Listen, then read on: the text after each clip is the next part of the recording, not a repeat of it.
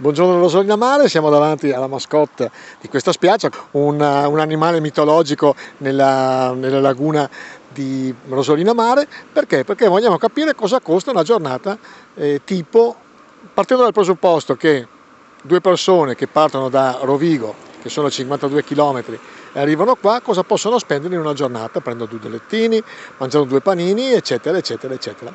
Proviamo a fare questo piccolo sondaggio. Prima spesa da affrontare: il parcheggio. Il parcheggio si paga dal 1 aprile al 30 settembre, costa 1,5 euro all'ora, per 8 ore di sosta 6 euro e il giornaliero 8 euro. Per i camper 1,5 euro all'ora e giornaliero 12 euro. Primo step, 2 lettini e un ombrellone. Siamo qua con Pine Beach.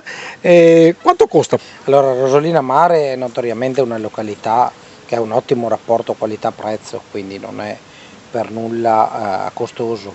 In questo periodo, che siamo già in alta stagione, il costo, almeno nel nostro bagno, si aggira sulle prime file sui 25 euro nel festivo e un po' meno nel feriale, mentre dalla quinta fila in su costa 23 euro e sempre un po' meno nel feriale, dopo al di là di promozioni che ci sono.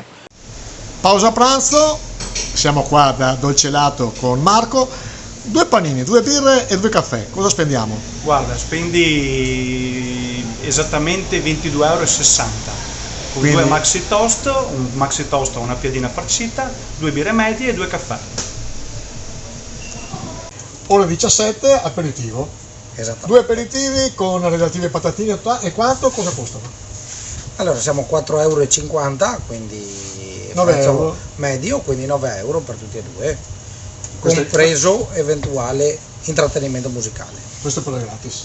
Questo qua è gratis per Leandro, ovviamente. Salute. Pausa gelato, sempre qua da Marco, Dolcelato. Allora, 2 coni o 2 coppette a 2 gusti, cosa spendiamo? Spendiamo 7 euro. Spendiamo 7 euro, se vogliamo la panna o qualche topping spendiamo qualcosa di più.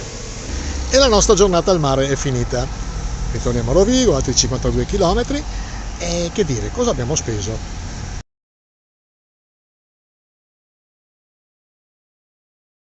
Ne valse la pena? Certo che ne valse la pena.